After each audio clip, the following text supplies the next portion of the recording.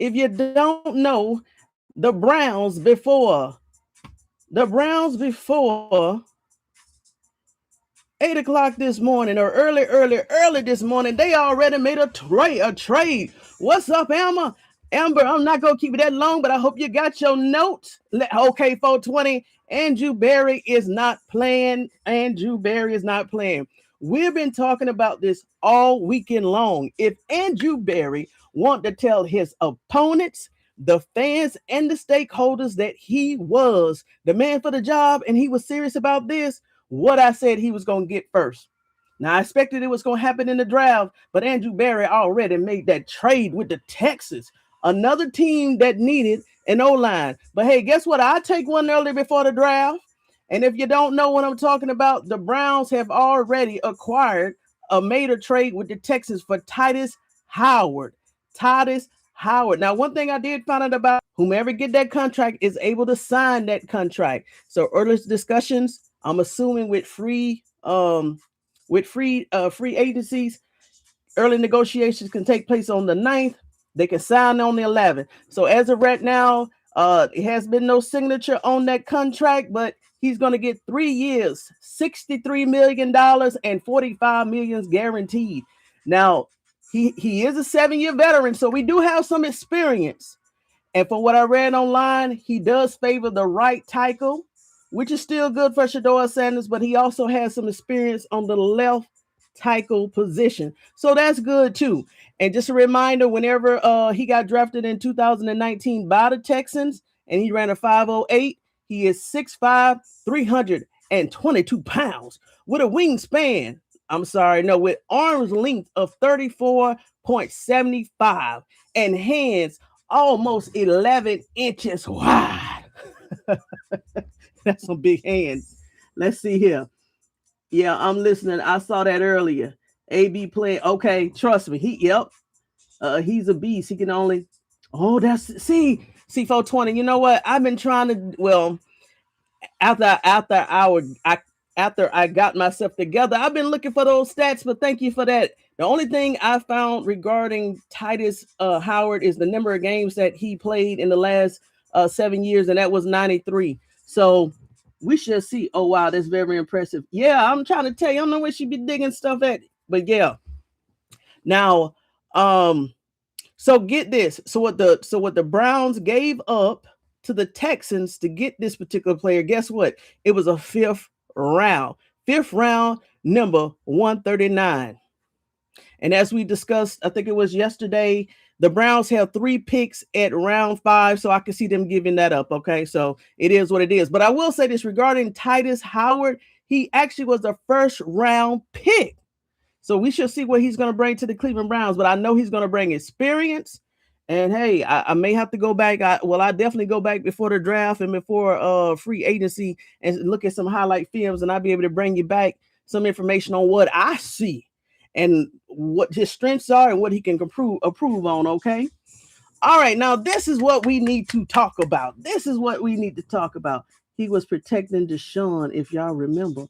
Hold on, 420. Let me tell you one thing. You say you are a Giant fan, and ever since you've been here, I have welcomed you from day one, but you definitely know a lot about a lot of things and a lot of players. 420 G can say that he was protecting Deshaun. If y'all remember 4 years ago, I didn't know that. Oh, so maybe maybe maybe that's why they required him back. And so he's been at the Deshaun 5th year at Cleveland, because based on his resume, the only team I've seen Howard play for is the Texans.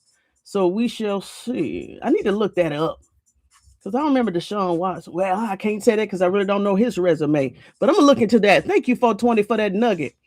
Now, Fano, I'm going to save him for last. But I want to go over these 6 players on what I found out about them after the runtime.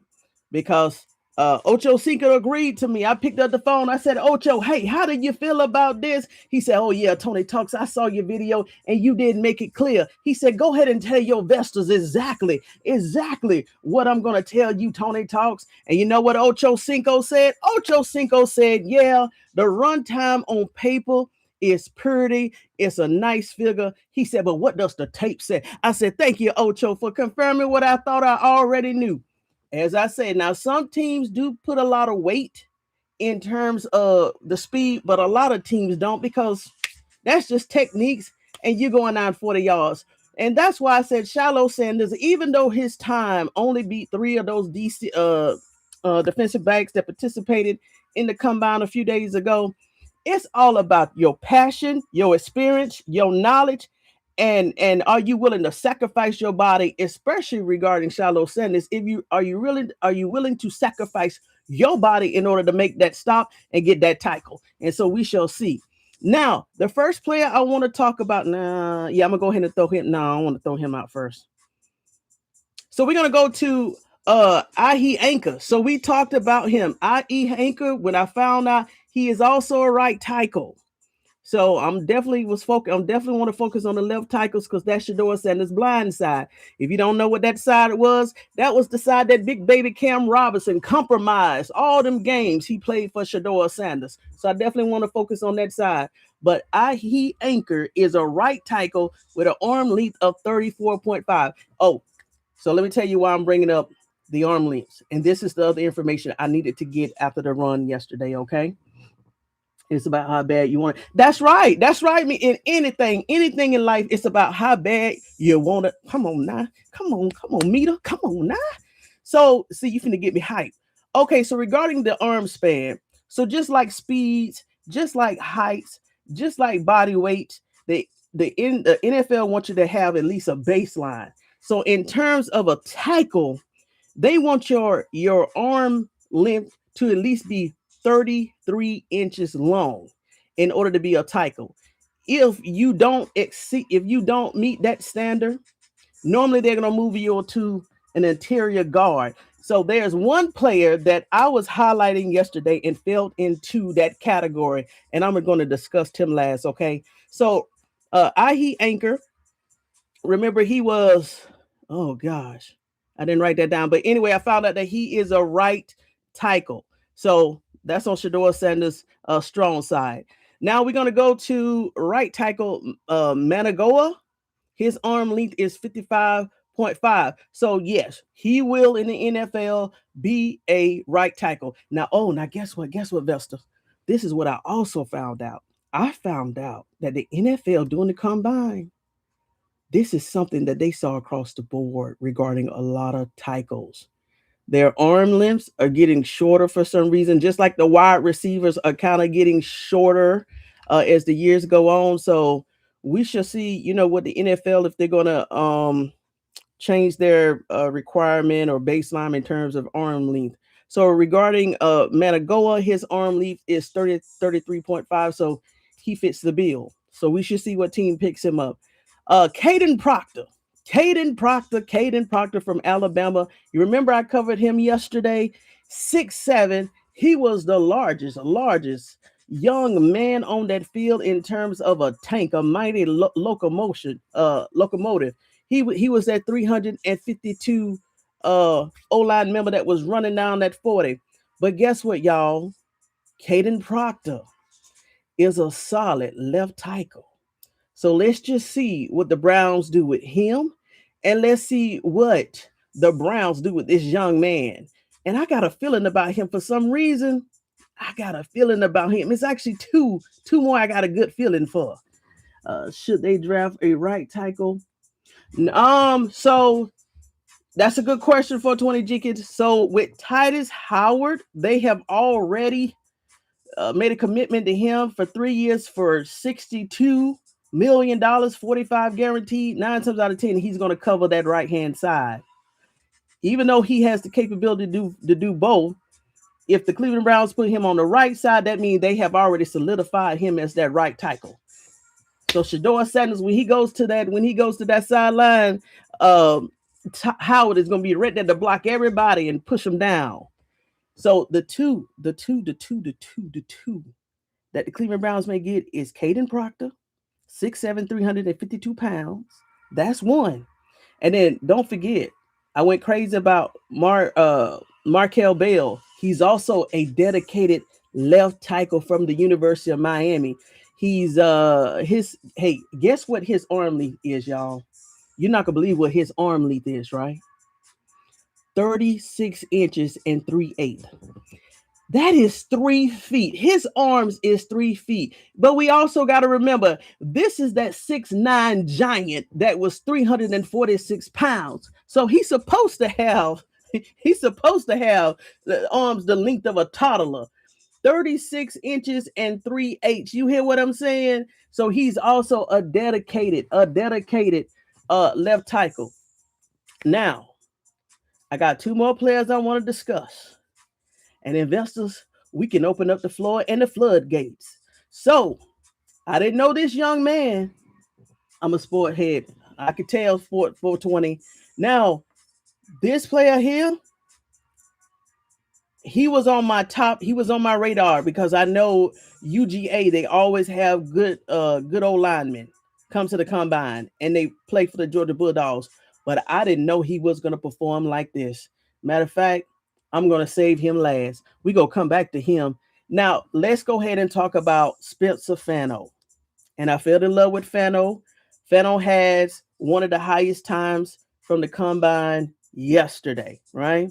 With that 491. 491 for 40, okay? But this is the issue with Fano, okay? I read this morning. Fano arms is too short. His arm length is a 32 1/8 length. Remember, I said that the baseline that the NFL likes is 32 inches. But guess what Fano said? Fano said that he is comfortable switching to an interior guard. I'll take that. He's 6'5", 312 pounds. I'll take that. I'll take that. If Fano is okay with it, I'm okay with it. But I don't know if the Browns will still use that number 6 pick to get him. This is what I'm thinking, investors and viewers. Now that I know that the first O-line position that the Cleveland Browns have addressed is that right tackle, I think for number 6, they're going to focus on a strong left tackle. It has to be. If they have already committed to the right tackle, I think that number 6 picks, unless they pick somebody up before the draft, they're going to focus on their left tackle, somebody that is a strong left tackle for Shedeur Sanders' blind side. Now, let me go and talk about this last man, this last prospect. And that is also, guess what? He is also a University of Georgia Bulldog. And if you watched the live yesterday, I brought him up, Monroe Freeling. Believe it or not, Monroe Freeling. He ran a 4.93, but guess what? In everything else, in other drills and whatever metrics they had or whatever they had them doing behind the scenes, because they didn't show all that. Guess what? Monroe Freeling, his record is so good, he scored a 9.99 out of 10. It's called a RAS or whatever that is. I forgot to look at it. It's called a reliable athletic score. Monroe scored a 9.99 out of 10. That means his draft stock has increased hugely. So we already know the teams that need an O-line. I don't know if they need a left tackle or right tackle.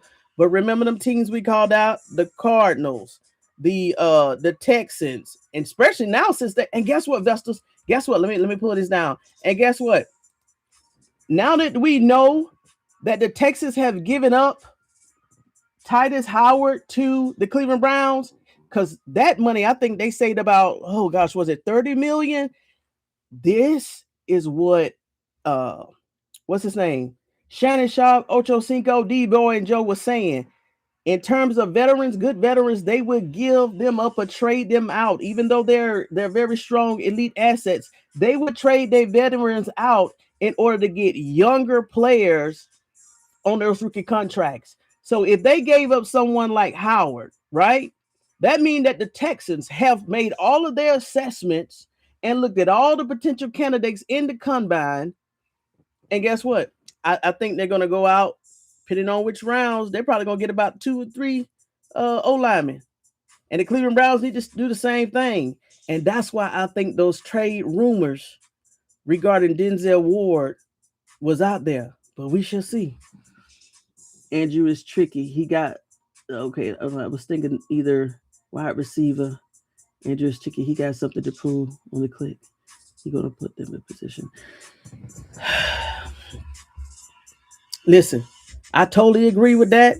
And Andrew Berry is very tricky. I'm going to say he's very shrewd. He's a very shrewd, strategic man. I will say that in terms of his thinking. I'm going to give Andrew Berry that. But if Andrew Berry, and guess what? And maybe now that they do have that right tackle, they may go ahead and select a wide receiver in the number 6 pick. But I still would say we need to go ahead and get a left tackle, a very good left tackle at number 6. Reason being, in terms of left tackles, they are very unique, right?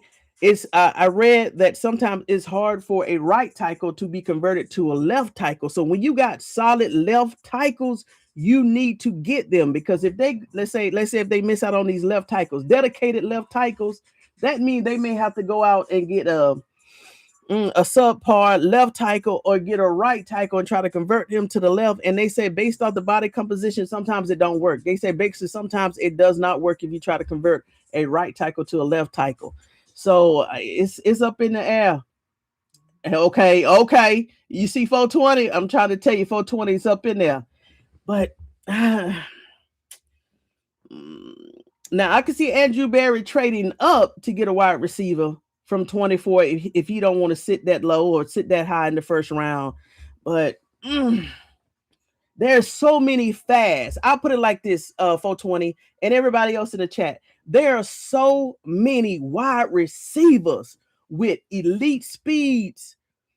I'm going to say they're a dime out a dozen in this year. But in terms of those left tackles, like true left tackles, it's only but so many of them that are true left tackles that have the skills, the flexibility, the versatility, the foot movement, and the body composition and the coordination. So left tackles, I'm finding out they're kind of like unicorns if you truly find someone that could play left tackle. Like I said, it was how many wide receivers tried out?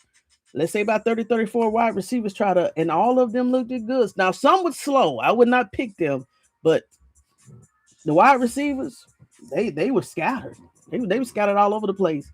But as you know, the Cleveland Browns, rumor still is that, Carnell Tate will still go to the Cleveland Browns, but it's all to see. But now that the combine is over, guess what?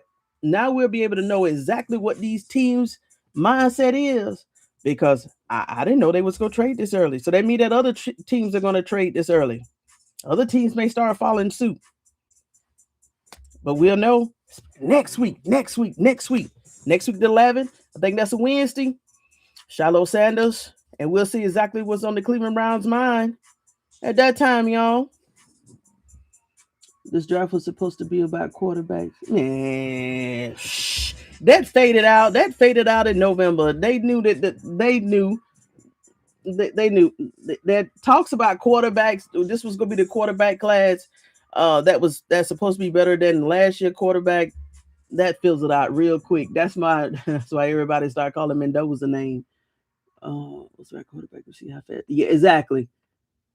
Well, I'm gonna show you defensive players all day. Defensive players. That's those speeds that we went over all week long. Defensive players, hands down, defensive players. Everybody's talking about defensive players right now. There's a lot of teams that need defensive players. And regarding wide receivers, beside the Browns, hold on, let me Google. Let me see what teams need wide receivers. I know the Browns need some, but there's a lot of teams out there that really don't need wide receivers in my book, but I could be wrong. But let me go ahead. Let me find here. Wide receivers this year. All right, so these are the ones that need wide receivers. The Buffalo Bills, the San Francisco 49ers, and the Commanders. Those are some of the top teams. Let me read a little further. and the Giants. See, that's really it. A lot of teams have really good wide receivers. So it's the Cleveland Browns, Buffalo Bills, the San Francisco 49ers, Washington Commanders, and the Giants. It's not really a long list based off this right here, what I got from Google, that need wide receivers. But defensive players, yes, every day, all day. Everybody wants to be the new Browns. No, I'm sorry. Everybody wants to be the new Chicago Bears. Everybody wants to be the new Philadelphia Eagles. And everybody wants to be the new Seahawks, because that was a very defensive team in the Super Bowl. And what was the other team that Andrew Berry said he modeled after? Oh, the Baltimore Ravens. Everybody want to be those type of teams in terms of defense. So we shall see. They have a lot to pick from. Let me see if I missed any chats. Let's see here. Okay, and if not, I'll go ahead and give you an update on the Colorado Buffaloes. I'm going to have to look that up for 20 about him protecting Deshaun. That was a good nugget. It's about how, yes, Mita, it's about how bad do you want it. I'm a sport head. I was thinking either left tackle or right receiver. Andrew Berry. One thing about Andrew Berry, you can't read him. You never can read him. Now, one thing I do like Andrew Berry, I'm going to say 9 times out of 10, he tells you what is on his mind, even though he's not going to give you away he's not going to give all his secrets away, but he's going to tell you exactly what he's thinking. Now, how he reaches his goal, that's what, you don't know how he's going to reach his goal. I see 420. Okay, this draft's supposed to be.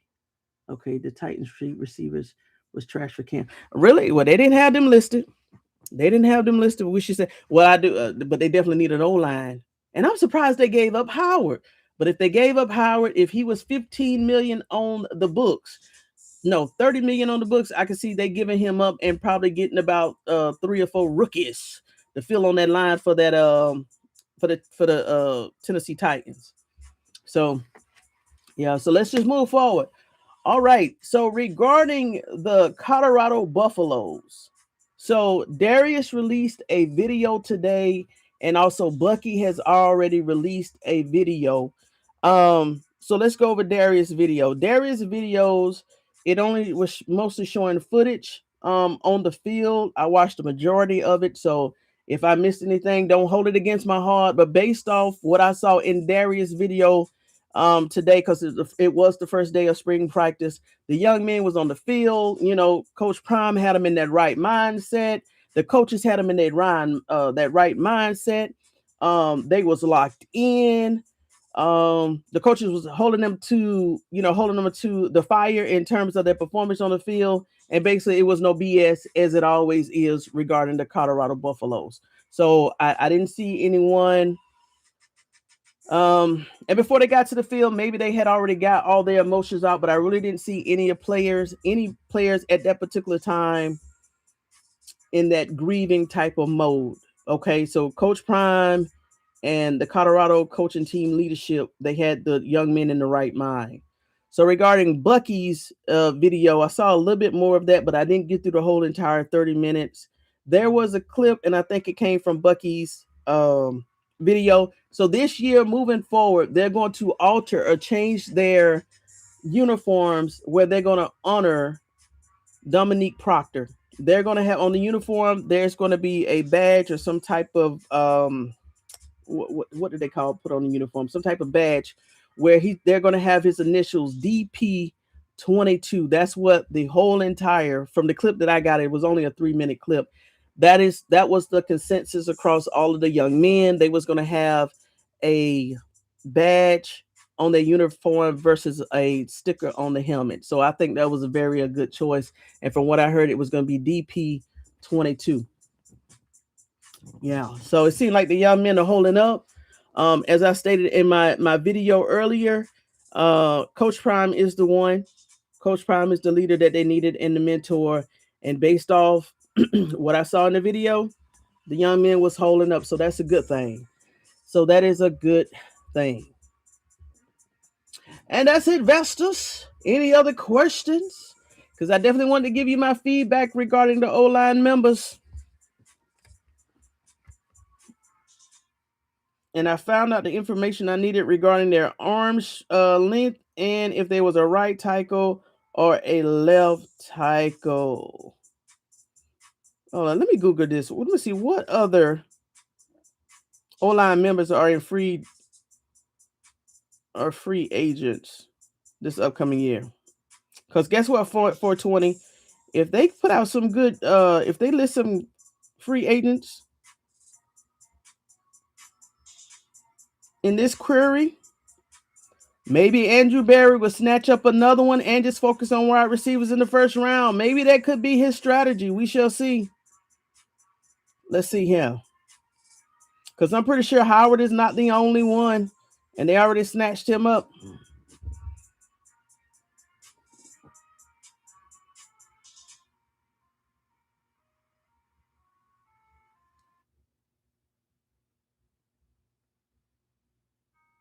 No, they're not giving me the information I need.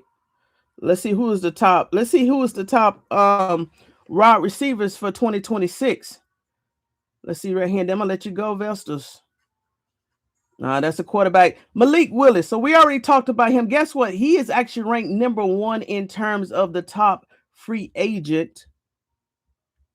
List. Malik Willis is number 1. So let's go through here. Let's go here. Number 2 is George Pickens, but that's incorrect because from what I heard and what I saw last week or 2 weeks ago, Jerry Jones had already locked him down. Oh, hey, we got another edge. He's number 3. His name is Jalen Phillips.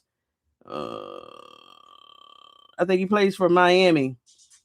Oh no. Oh no, Vestas, guess what? Vestas, guess what? Vestas. Hold on. So you remember the very first night that I was discussing the before the combine took place, and I was discussing 3 players that Andrew Berry called out, and he told Tony Grossi if he could have these 3 players, if they was, the question was that night, is Andrew Berry willing to play rookies on the whole entire O-line? And remember, Andrew Berry, come on, man. Andrew Berry called out 3 names. He called out a Tristan Wirfs. He called out a Peter Swell, Sewell, and then he called out a Tyler Linderbaum. Guess who is ranked number 4 on the free agent list for 2026, Vestas and viewers? Tyler Linderbaum. Did Andrew Berry know this? Tyler Linderbaum, he is ranked number 4 on the NFL free agent list, and his position is center. Did Andrew Berry know this? So, Vestas, if you don't remember, Tyler Linderbaum, he is on. Don't do that for 20. Remember, he is currently still on, or he's willing to be a free agent for the Baltimore Ravens. Well, who just became the Baltimore Ravens head coach? Who just became the Baltimore Ravens OC? Who just became the Baltimore Ravens? I think they also pulled somebody else over there to Baltimore Ravens, to the Cleveland for Baltimore Ravens. Well, you know that whole crew. Basically, the Cleveland Browns now is the new Baltimore Ravens in terms of coaching style. Did Todd Monken let Andrew Berry know that Tyler Linderbaum was going to be a free agent this year? So let's just say hypothetically, oh my gosh. Hey, we talked about Andrew Berry, his strategies. So let's just say he already got the right tackle, right? What if he's already working behind the scenes to go ahead and get Tyler Linderbaum as the center doing undrafted? Oh, Andrew Berry. Guess what, y'all? If that is the case, Andrew Berry will only have to find a left tackle, a right guard, and a left guard. That's it. He's ranked number 4. Dynamic in the running game, Linderbaum quickly established himself as a top 10 center in Baltimore.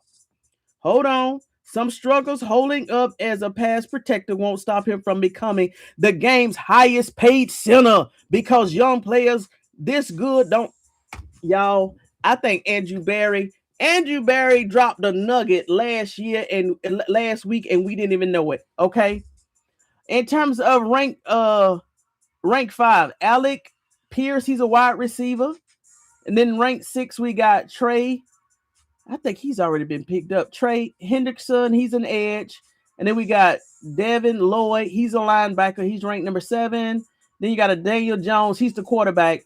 I think I've heard his name before. And then we got another edge at number 9. I don't want to mess his name up. Odafe Owen.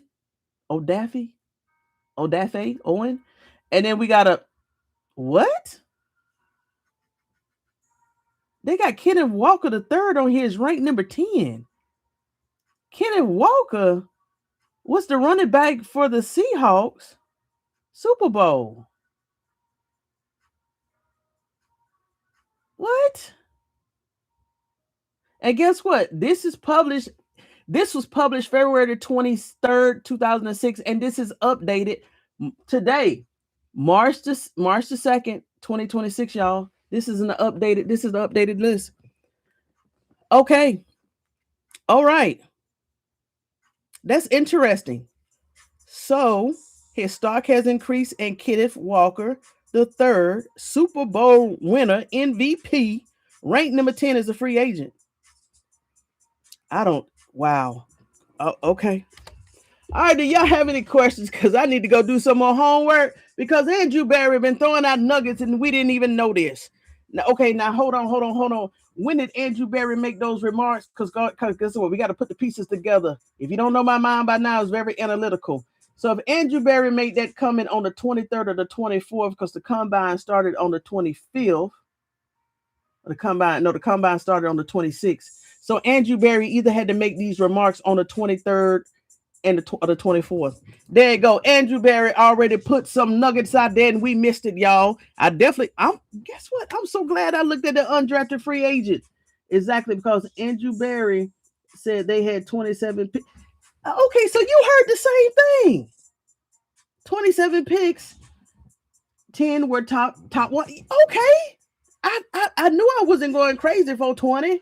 Thank you so much for being my co-pilot. I knew I wasn't going crazy, but Google had said that the Cleveland Browns only had 10 picks. And I'm like, I know Andrew Berry said 27.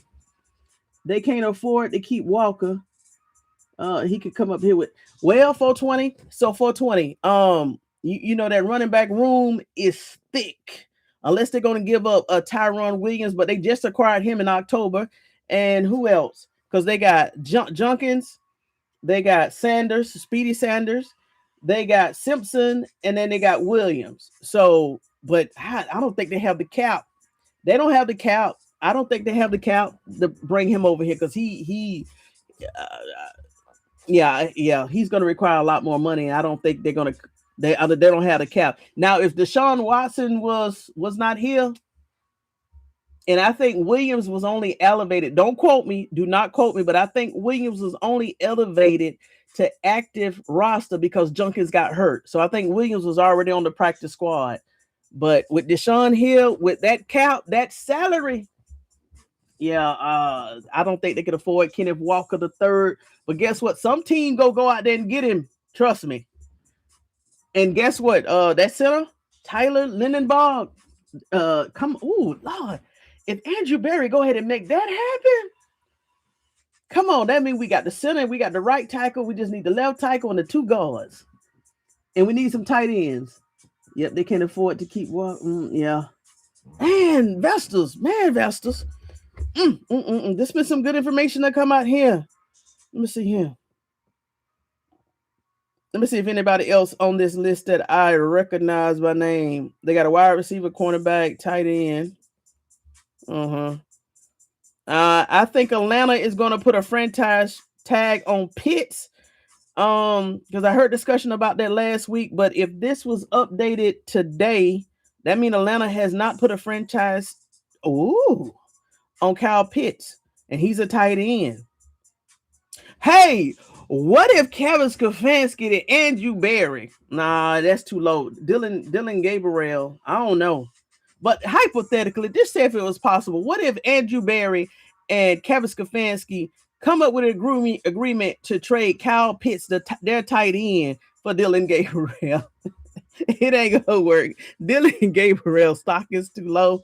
To get a Kyle Pitts, Cleveland Browns will have to give up a lot unless I do you a favor, you do me a favor type of thing. And because we used to be ex-brothers, so you give me Kyle Pitts for Dillon Garbiel, Atlanta will flip if they give up a tight end like Pitts for a Dillon Garbiel. Hold on. So editor's update: the Falcon has officially, so they have. Okay, there it is. The Falcons have officially placed a franchise tag on Pitts. The team announced on February the 24th, which was last week. Okay, NFL Network insider Ian Rappaport first reported decision on February the 23rd. So, yep, this was last week because I was sweating, but okay. I wish we could get a Pitts, O-line, O-tackle, running back, and D-line.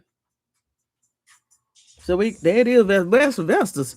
Ooh, I was about to what you call it? Andrew Berry like his pick. Let's cook, Mr. Berry. Cook. Hey, what's up? Oh, I never seen you before. Black Star Media. Hey, if this is your first time here, welcome.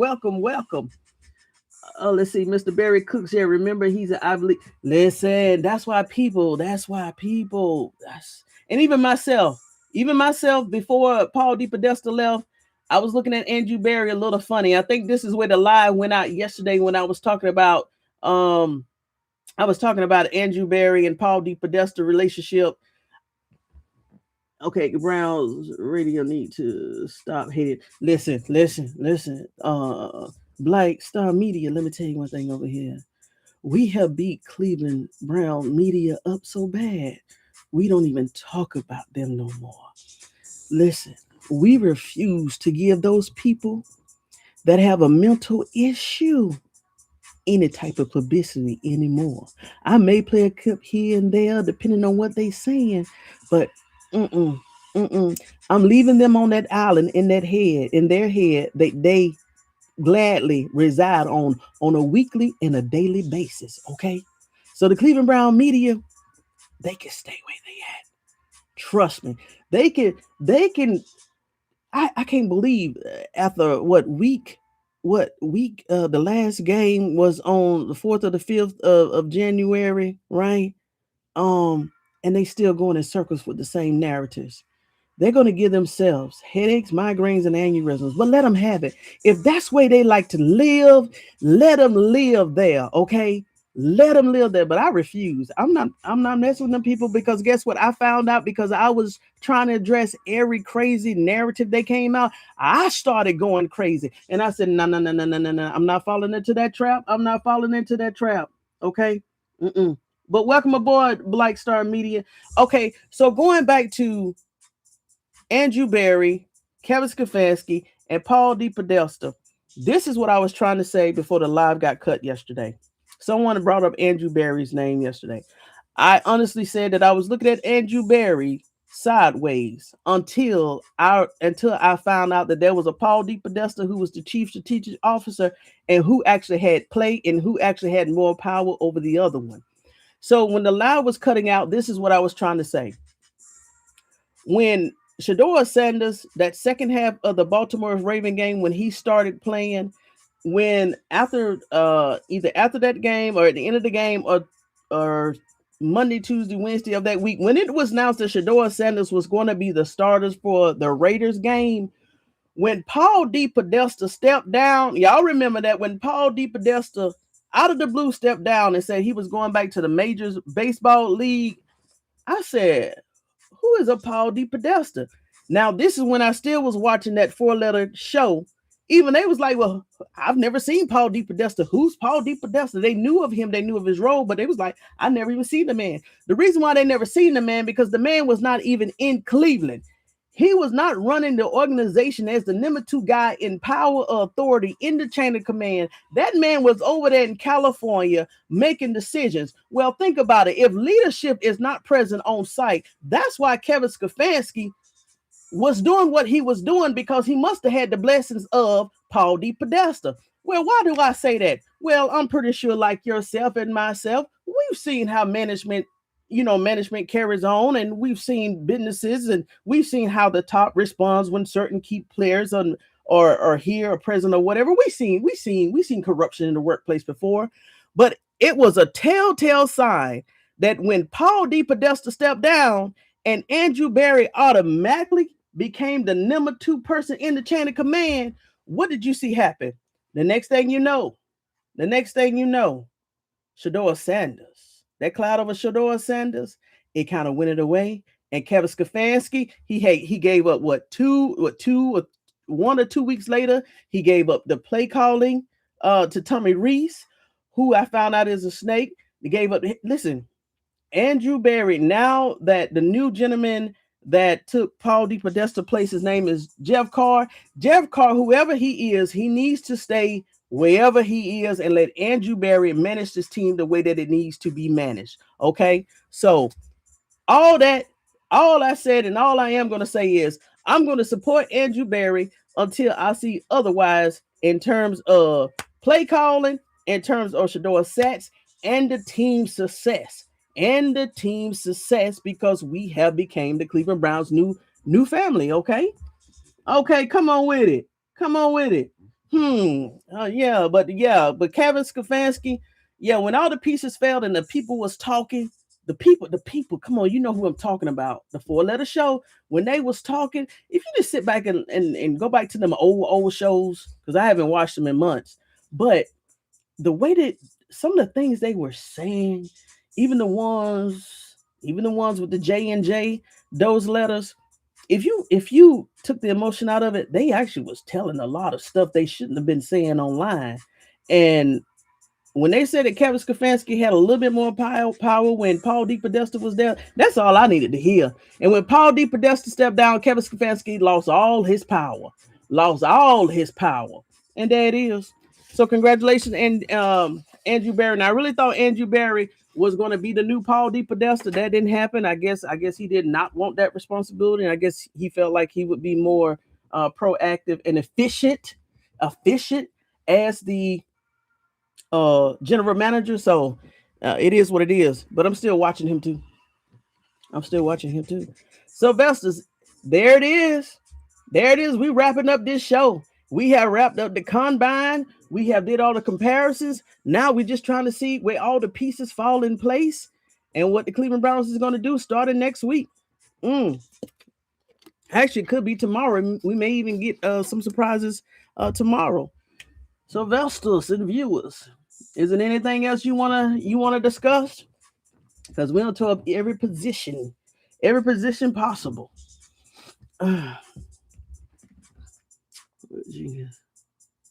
Yeah, I do need to get a status on Jenkins. I definitely want to get a status on Jenkins because I think from his injury they was talking about maybe 5 to 6 months. This is gonna be a good off season. Yeah, I need to go watch some highlights on Tytus Howard. I definitely want to see him on the field because as Ocho stated, it doesn't matter the time. What does the tape say? And I definitely want to go to see some tapes on Tytus Howard. I mean to say Howard. All right, come on, Vestas. Talk to me tonight, Vestas. Talk to me. I know it's been a very emotional day, and I took you on a roller coaster this morning, so I owe you, Vestas.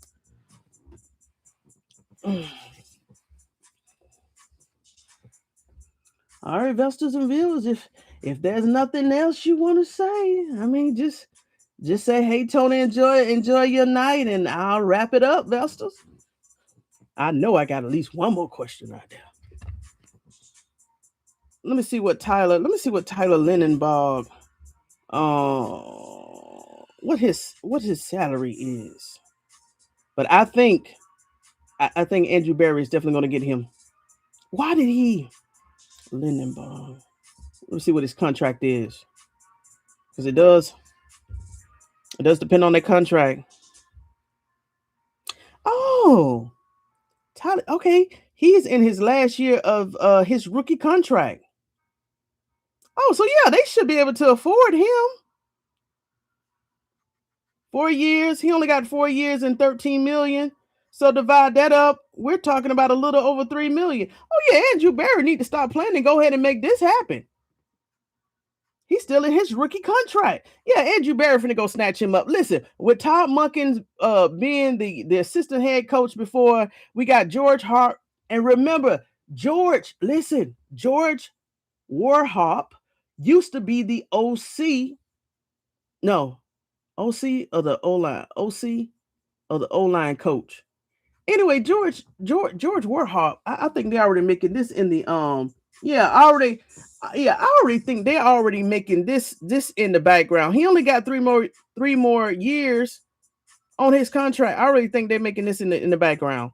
I thought his contract was actually more than this. I think Andrew Berry, hey, make sure you write this down and say you heard it from Tony Talks Vested Up first, that the next player I think that they're finna go out and get either this week or next week will be Tyler Linderbaum from the Baltimore Ravens, who is a center. Put it on paper. Put it on paper. Put it on paper. Let me see him. Let me show you proof, because some of y'all may not even know what I'm referring to. Let me see if hopefully I didn't delete that clip. And you're gonna hear Andrew Berry say it out of his mouth. And then I'm gonna let y'all go, Vestas. If I have not deleted that clip, because I like to pull up my receipts. Come on, Andrew Berry. February. No, I went too far. Investors and viewers, I think I deleted that clip. But if you want to know what clip I'm referring to, go back to the combine day when Andrew Berry and Todd Monken had spoke, and Andrew Berry had called out 3 players that he would love to get as rookie. And I didn't know that Tyler was still a rookie. Andrew Berry called out 3 players, and come to find out, one of the players that Andrew Berry called out in the combine, the pre-combine presser, was Tyler Linderbaum, and he is actually available. So we shall see. I deleted that clip, but it's okay, Vestas. But y'all know where y'all can go listen to that clip. It was only. Hold on. I got it right here. Hold on. Get in with the coaching staff once our off-season program starts. Continue to work on his body physically, and then make strides when we actually get on the grass.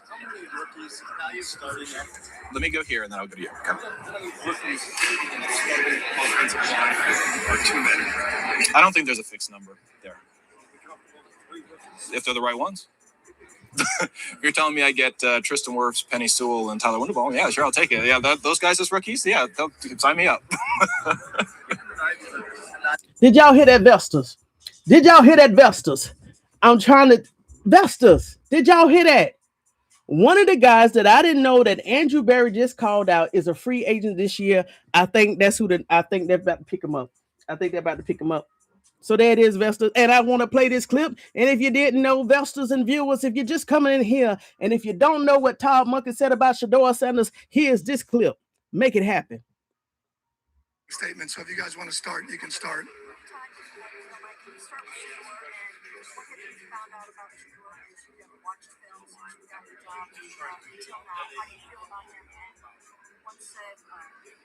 He still has a long way to go in his development. Do you think he can make up that ground and possibly be ready to start out? Sure he can. I think what you see is elite playmaking ability. That's in him. You've seen it. We've seen it. You saw it in college. You saw it on tape last year. Sure, there's a ways to go, but what rookie isn't? I mean, what first-year player doesn't have a long way to go? So I'm excited to get started with him and all of our quarterbacks and all of our players. See, hey, I don't care. Todd Monken may be he was an assistant, he was assistant head coach, but Todd Monken he's already has the experience. He already knows what to say. Todd Monken is already speaking as a head coach. Now, the only thing, and I'm gonna say this, I'm gonna say it with my chest, like I said it when Todd Monken first came to Cleveland Browns as a head coach. The only thing that I wish he would have said starting out, that Shedeur Sanders was going to be the starting quarterback. Hey, I'm the new head coach. I'm going to put my money on Shedeur Sanders. Shedeur Sanders, he ended 2025 in the right way with a lot of wins. He showed a lot of progressions. And guess what? Yes, I'm going to ride with Shedeur Sanders starting 2026. And the only person that could lose that job or make Shedeur Sanders lose that job is Shedeur Sanders. That's the only thing that I have against Todd Monken. But if Todd Monken needs to play this game, he needs to play this game. But I'm going to be watching him too. Hey, Miss Tony. Hey, how you doing, Faith? How you doing? How you doing, Faith? And how you doing, Donna C? Yeah, hey, we already been here almost a good hour. We'll have some good discussions and everything. But I do want to address this right here. Legacy 2944. Yeah, okay, yeah, the O-line is going to be on fire. And okay, Michelle, you came in here. Or Grizz have been talking about letting bomb a few weeks ago. Can you rephrase that? Who is Grizz? Talking about letting bomb for a few weeks on the Browns. Can you rephrase that, Michelle, if you're still in here? Now, Legacy, I want to address this right here. Browns need some wide receivers and tight ends. So this whole week, we've been going through the whole entire combine process. We've been looking at prospects, running times, doing comparisons and everything like this. And based on what I found about regarding the Cleveland Browns' current tight ends on the roster, all of them except for Harold Fanning Jr. needs to be relieved or go to the practice squad because some of those weaknesses that I found out about these players, and come to find out, if you didn't watch that video, let me go and give you a quick snippet. Everyone besides Harold Fanning Jr. and Carnella, because he's on my hit list too. But everybody else, and David Njoku is gone, so I'm not talking about him. So, but besides Harold Fanning and also Carnella, all the other wide receiver, all the other tight ends that are on the roster was undrafted free agents. And two of them was getting bounced around every 2 months throughout the league. And I was like, what did Kevin Stefanski doing? Now, a lot of people say that Kevin Stefanski's favorite position is the tight end. I can't tell because the players that he has on the roster, I don't know where he got them from. Those must have been some favors that Kevin Stefanski owed, because based off their resume and just a little bit I got out of their bio, ain't no way Kevin Stefanski should have hired them unless they supposed to just be for practice squad. Ain't no way they should have been active players. Okay. Man, listen, let me hold on. It was one tight end. When I read his weaknesses, hold on, Vestas. Let me see, what was his weakness? I read this one player weakness. It's a tight end on the Cleveland Browns. And I said, what was Kevin Stefanski doing? And I hope it's on this phone. I was like, they actually signed him? Vestas, if I don't have it, I'm not going to hold you. But it was, you're not going to believe some of the things that they said his weakness was. Hold on, Vestas. Hold on, tight ends. Hold on, Vestas. Hold on, let me go through my notes real quick because I got it here. Hold on. Some of these, the weaknesses. If I can't find them, I'll make another video. Tomorrow just to discuss the tight end, the mess that I found about these tight ends. I'm like, what's Kevin Stefanski doing in the last? Here we go. His name is. Who is this right here?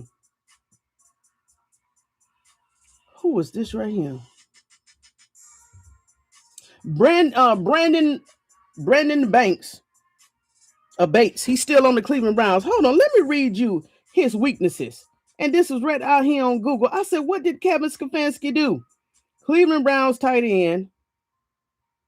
I'm gonna let y'all go, Vestal. So this right here, y'all listen to these weaknesses regarding his play. Bates.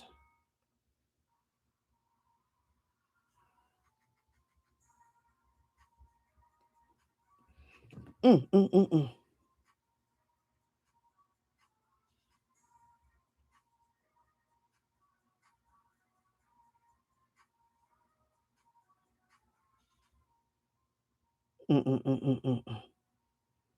I want to see the other thing. If I can't find it, I'm gonna read the other article.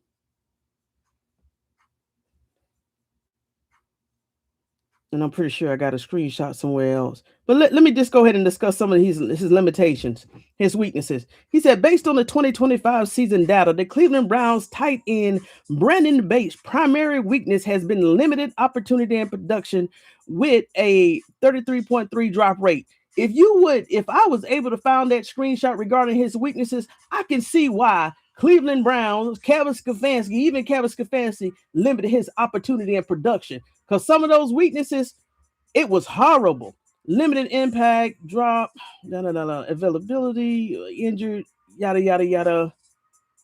Oh, so get this. Bates is an exclusive rights free agent for 2026. Yeah, somebody else need to pick him up because he's definitely not for us. What is the Cleveland Brown? No. But I will say this. So he was undrafted free agent for the Bears. I did write this about him. He was an undrafted free agent picked up by the Bears. 3 months later, he was waived to the Jets.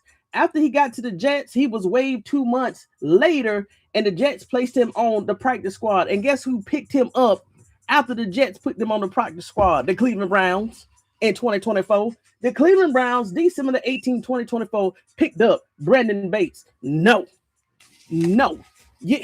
Nobody didn't see the writing on the wall. So we're talking about in the same year, 1, 2, 3 teams in less than 6 months. Come on now. What we doing? Now, look, there's another one. Look at this one right here.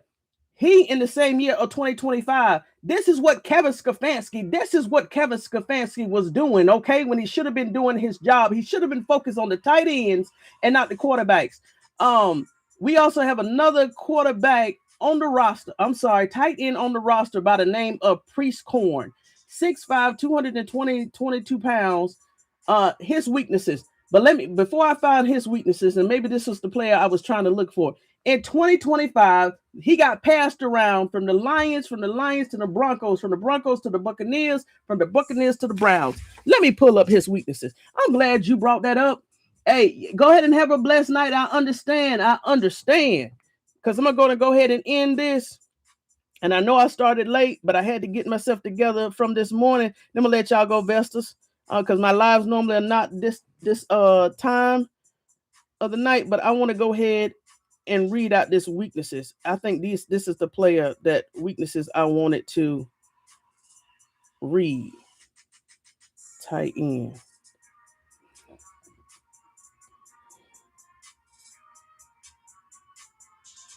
And I'll make sure next time make sure I do these screenshots.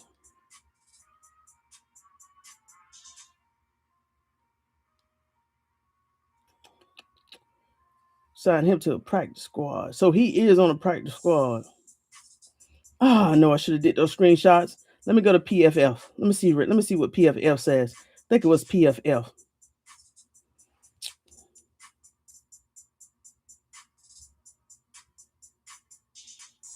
And I'm not going to hold you, investors. I'm not going to help you if I don't find it. But once I get on my notes together, I'll definitely be coming back with this, because we definitely need to talk about those tight ends. But Kevin Stefanski, that slot that Dillon Garbiel got drafted in, that definitely should have been another tight end.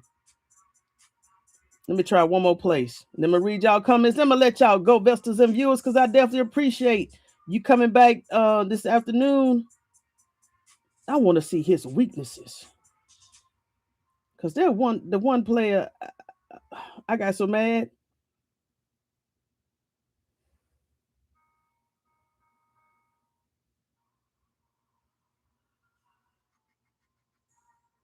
Okay, look at this right here. Oh, don't even worry about investors. I'll find it and I'll do another video. Let me go ahead and read your chats, but you can look up, his name is Kaydn Prieskorn. He's the tight end. He was from Ole Miss, undrafted. Let's see here. I'm scouting. Hey, 420, don't you excited about scouting for Cleveland? Okay, and your Giants. Okay, I got you. All right, so let me go here. Exactly. They can afford to keep. This was a great live. Thank you so much. 420. Happening this week. Yes. Let Mr. Berry cook. Remember, Berry was on the phone with Dillon. Go out the game. Go 12. It was on the phone when Dillon got out the game. Oh, okay. I see what you're saying. I got you. Yes, and Berry, and that's another thing. If you don't know, I had my side out. I was looking at Berry, but I kind of let my guard down when Shedeur Sanders won against the Raiders, and Berry made himself all the way down to that locker room, and he found Shedeur and gave him a hug, that brotherly hug. Yes. Yes, we're looking at him with excellent protection, Watson. Yes, so Cleveland Browns have already started building that block that they needed in order for Shedeur Sanders to be protected. Based off what happened today, 8 o'clock this morning. So really, if we got the news at 8 o'clock, let's say 8 o'clock, 9 o'clock this morning, that means that they was already working on the deal last night or talking to the Texans last night after the combine. Based off those O-line members yesterday, the Texans said, okay, I'm going to give you this because I want to make room for some of these O-line guards and tackles that they saw yesterday, which was excellent. That O-line was excellent. But once again, after watching the whole entire combine, I don't care if it's a veteran O-line member or a rookie O-line member, they got to get faster because the defense are blazing this year coming out of college. They got to get faster. Even Myles Garrett got to get faster. Even Myles Garrett has to get faster. Error has been taken about letting Browns. Okay, Browns need some wide receivers and tight ends. Well, if they go ahead and do all these, get all the players in free agency, yeah, they'll be focused on wide receivers in the first round. Miss Tony Best, hey, how you doing, Faith? Yes, I'm thinking he has to play the game. Okay, I was watching him when it comes to 12. Everybody's going to have tighten up. That's right, tighten up. If Faith, you've been here with every live I did this week. You got an offense, we got to tighten up. Worst coach, man, Kevin Stefanski fit to get all his coming right there in Atlanta with all them ancestors under that building. Literally, the Falcons Mercedes-Benz Stadium is on a black historic graveyard. No lie, it used to be a church there. They knocked down the church and they built the stadium, the new stadium on top of that grave site, and it's never. The Falcons have not had a winning record ever since then. Who was the gentleman that just left? Raheem Morris, I think that was his name. He came close to a 9-9 season. He left with a 8-9, and I can't believe the players gave him on the NFL PA record a A- or A+, and they fired him to bring in Kevin Stefanski. Come on, Matt Ryan, and Matt Ryan was the same thing with Dillon. Was sabotaging the team. Yeah, he sacrificed the whole entire team, Faith. Kevin Stefanski sabotaged the whole entire team just to prove his point that was wrong in having Dillon Garbiel as that quarterback. Well, we already know the history. You know how we've been talking ever since November. Exactly 100. Stefanski was corrupt. And guess what? Two things gonna happen in Atlanta. Either he's gonna change his ways or the Atlanta Falcon fans is gonna change his ways for him, okay? He can do it voluntarily or involuntarily, okay? The fans in Atlanta. Okay, you just said, okay, see? Our boy caught against Stefanski. I heard when they found out that Kevin Stefanski was hired. Now, this is how I knew it was some pure BS regarding Kevin Stefanski getting hired. Now, I knew why the Browns pushed forward through quote unquote Emmanuel Ocho, because they had to get Kevin Stefanski off their books because he was a liability, and Kevin Stefanski was he was taking up maybe 3 to 5 million in terms of salary, and they just wanted him out. They just had to get rid of him, right? They literally just had to get rid of him. But when Kevin Stefanski, when I started digging, of course I found out the relationship that him and Andrew Berry had, because remember Andrew Berry, the day after Kevin Stefanski was fired, when Andrew Berry was sitting up there on the stage and he was talking about how they saw each other as family and they knew each other like this, Andrew Berry was telling the truth. They actually had a prior relationship. And so you remember when, so this is how crazy it was, right? Remember when John Harbaugh got hired at the Giants, and he wanted, one of the conditions was for any team that hired him, he wanted to pick his own GM. Well, John Harbaugh did not just pull that out of the air. Guess where he got that from? He got that from the relationship between Kevin Stefanski and Andrew Berry. Well, Tony Talks Vested Up, what you talking about? This is exactly what I'm talking about. Well, like I said, Kevin Stefanski and Andrew Berry, they knew each other in Pennsylvania. Well, guess who's the GM over the Philadelphia Eagles? Well, that's Andrew Berry's brother. So I'm assuming that's when Kevin Stefanski and Kevin Stefanski has roots in Pennsylvania. He has roots in Pennsylvania. Okay, so I'm just giving you the cliff notes of this. So when Kevin Stefanski got hired to the Cleveland Browns, guess who got hired a week after Kevin Stefanski? Andrew Berry. So Kevin Stefanski, as the head coach, hired and assisted in hiring his own GM.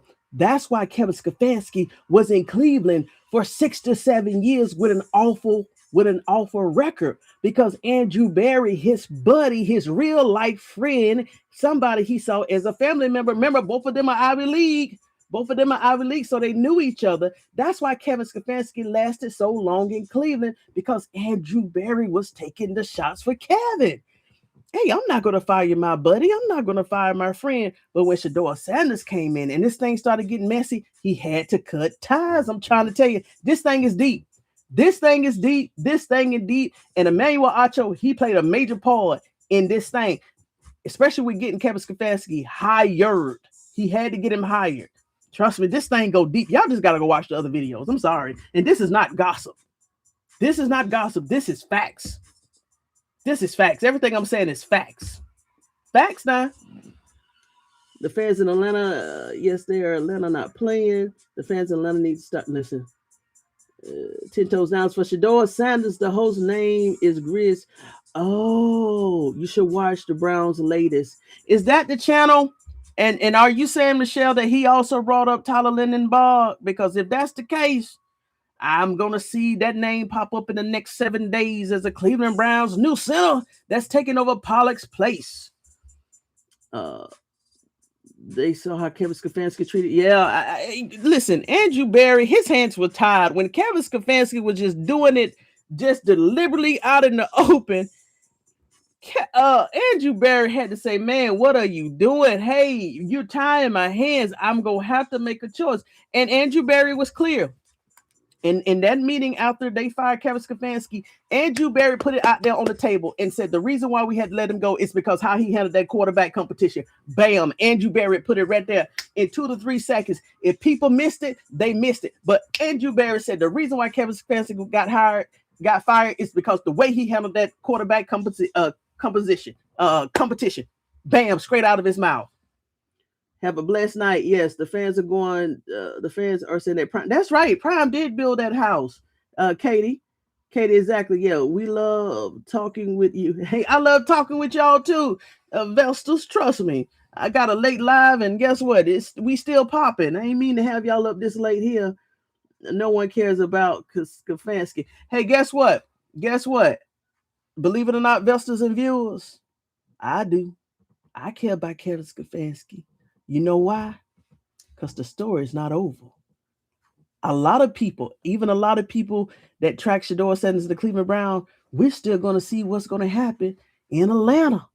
Because Kevin Stefanski, he thought he was walking in something nice and pretty. But Kevin Stefanski, those walls are already falling down around him. Kevin Stefanski is taking the same generic yellow talking points that he had in Cleveland. He's taking those to Atlanta, and Atlanta is freaking out because they're like, who is this guy? Y'all should have heard what he said about James Pierce Jr. That vanilla stuff, I don't even know he knew what had happened with the young man and the situation that the young man had put himself in. Kevin Stefanski, all he said was James Pierce Jr. needs to do better. I need to do better. We all need to do better. I looked at Kevin Stefanski. I said, this man don't have a clue. After 7 years as being a head coach, does this man even know what James Pierce did? Kevin Stefanski. Find this right here. Vestas. Let me plug this up real quick. Let's see here. And I'm glad you found this channel too. Hey, look, that the YouTube algorithm has hid me for 4 months, 5 months, and I'm busting out the walls. We finna put YouTube on his back. Because guess what? This year here, I was just warming up, investors and viewers. We going into 2026 with fire and experience. We are ready. We are ready. We are ready. And thank you for being behind the scenes, supporting me with your comebacks and feedbacks and subscribing to the channel. Because guess what? The more representation we have, that's when we're able to use our platforms and kill all those narratives. Didn't you see how Cleveland was like, they don't like us because we're able to fight back those narratives. And it's many of us. How did they get to be coach of the year? They said, oh, y'all don't know that? Y'all don't know that by now? Y'all don't know how Kevin Stefanski got coach of the year twice? I thought everybody knew that. Okay, if you don't know, I'll tell you. Let me go ahead and read the comments. Oh, what? I thought y'all knew. Identical twins. I'm being Thank you so much, Donna. Yes, I can definitely see. And thank you so much for all the comments. Trust me, I need those comments throughout the day. Thank you so much. Deep is right. I don't know that. Listen, it's a hey, we gonna have to talk one day. We gonna have to talk one day. Once we get out of the combine is done, now free agency is done. Now we got to put our focus and energy into Proctor and giving him a farewell, a homecoming. We got to take care of that young man. Also, we got to take care of Shilo, make sure Shilo gets on the team. And after that, we're going to have all the talks. I'm going to tell it all. Let me see here. Kevin Stefanski is going to read what he said. Oh, yeah, by definition. Kevin Stefanski already feels that. That's why he's, oh, yeah, I love Shedeur. Guess what? When I saw other podcasters putting that in their title in their video, I went right past it. Not because I don't like the channel. It's because I'm not listening to Kevin Stefanski. Kevin Stefanski is lying. Kevin Stefanski is already feeling that heat. I can't wait till the day they play. And don't forget, if you don't know, the Cleveland Browns will be playing the Atlanta Falcons this year. The Atlanta Falcons is traveling to Cleveland this year to play the Browns. So Kevin Stefanski, Dillon Garbiel will be facing off the Atlanta Falcons. Kevin Stefanski, hold on, yeah. Shilo Sanders will be going against whoever Kevin Stefanski quarterback this year. It is a away game, so the dates have not been released, but that's about to be a game. The NFL is going to put that on prime time, probably 8 p.m., and everybody's going to be locked in. Let's see here. Surely ain't not in Atlanta. The QBs is going to rate head. Trust me. Well, Penix, I reported, I think it was last week, Penix don't want to be there, and Kevin Stefanski have not even committed to Michael Penix. Such a disgrace. Stefanski should be coached. I'm trying to tell you, Shilo definitely needs to be on the team. We watching that legacy. We definitely watching for Shilo. Name and number to get called next week. I wish I could go. Listen, I'm going to wait for it. So just like they played the Panthers last year, Cleveland traveled to North Carolina. This year, the Panthers got to travel to Cleveland. Hopefully, if Atlanta is traveling to Cleveland this year, Cleveland will be traveling to Atlanta next year, and Black Atlanta is just going to tear it up if that's the case, if Kevin Stefanski is there next year. Because everybody is going to roof on Atlanta just to be at the game. The real coach was Dorsey. Yes, gave up the play. Yes. Kevin Stefanski, 2 times had to give up the play calling. Yep, I heard about that. And then I think after the end of the season, they let Dorsey go. I can't see the Shilo on who. I can't wait either. And some of these players that got undrafted, Shilo Sanders definitely supposed to be an undrafted free agent, because some of the stuff that I'm reading on these players, I don't even know how they got undrafted. I don't think he wants to go to Canada. But I will say this. This is what I did here. And I did hear it last night on What She Said Sports when she was going over the Dominique Ponders tragedy. Listen, investors and viewers, if you care about Colorado Buffalo, and if you're following Shedeur Sanders and Travis Hunters and all of those young men, I'm pretty sure you was already locked into the CU Buffaloes team. So guess what? Even though it has not been publicized, all of those players that left Colorado last year is in a league. It's either the NFL league, it's the Canadian league, and there was some other leagues. But everybody, even Dante Bentley, has been picked up by another league. So all of those players that came out of Colorado last year, each and last one of them is in somebody's league. Praise God and amen. Yes. Okay, I can't understand why they would keep him in Atlanta. So yeah, so okay. I give you cliff note on that. I think it either was high school or college. When Kevin Stefanski was a senior quarterback, Matt Ryan was a freshman quarterback in that same division or region. So they knew each other. They also knew each other in Pennsylvania. And then Matt Ryan, the story was that Matt Ryan looked up to Kevin Stefanski as like his because Kevin Stefanski was a quarterback also before he changed to a defensive lineman or whatever the case may be. But Matt Ryan always saw Kevin Stefanski as his quarterback hero in Pennsylvania. If you don't believe me, just go out there and Google it. So when the Cleveland Browns let Kevin Stefanski go, hey, Matt Ryan saw it as his opportunity to work with his hero, right? But he didn't know all the dirt like we know all the dirt, okay? But this is real. Oh, and my point is, I knew it was some BS when Kevin Stefanski got hired before John Harbaugh. Kevin Stefanski got hired on January the 17th. John Harbaugh got hired on the 20th. Who saw that coming? Who saw Kevin Stefanski getting hired before John Harbaugh? Kevin Stefanski was the first coach in the NFL that had got fired to get hired. Where you see that at?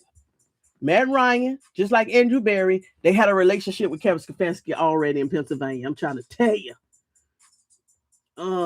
Yes, ma'am, Miss Tony. Okay, wow, that won't give Prime the credit, but listen.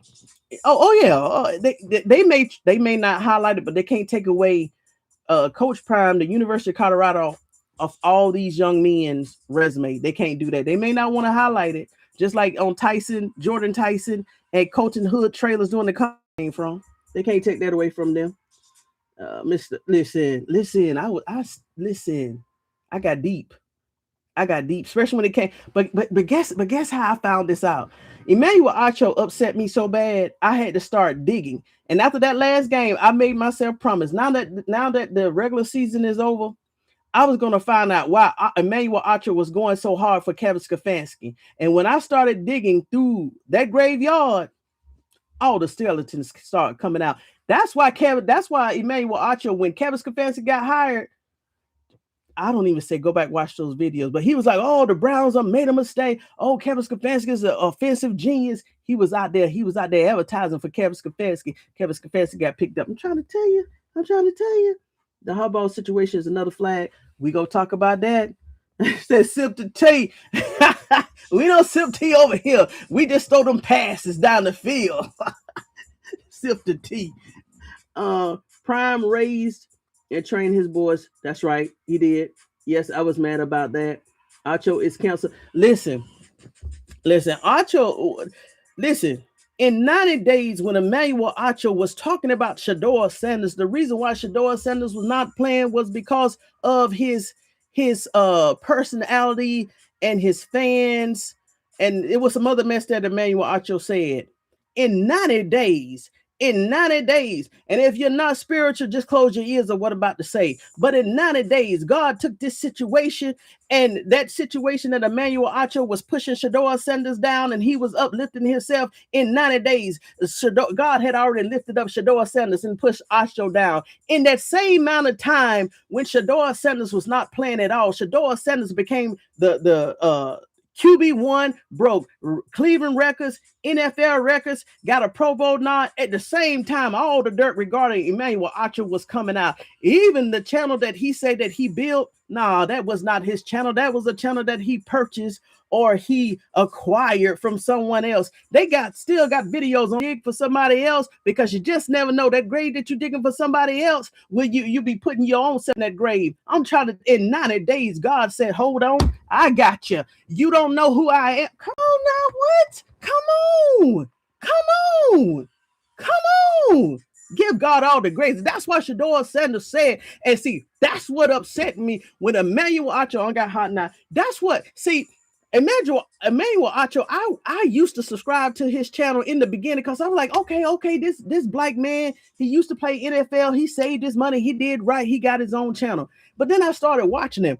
Now, this is when Emmanuel Ocho messed up. If I started my channel on October the 18th or the 20th, Emmanuel Ocho messed around and said the wrong thing on October the 25th. When Shedeur Sanders, he didn't know what was going on. All Shedeur Sanders did was go on X and said, thank you, God, for this situation that you put me in. I don't understand it, but I'm going to lean on you. I'm not going to lean onto my own understanding. When Emmanuel Ocho put Shedeur Sanders' tweet out there on that big screen, and Emmanuel Ocho, he degraded that tweet.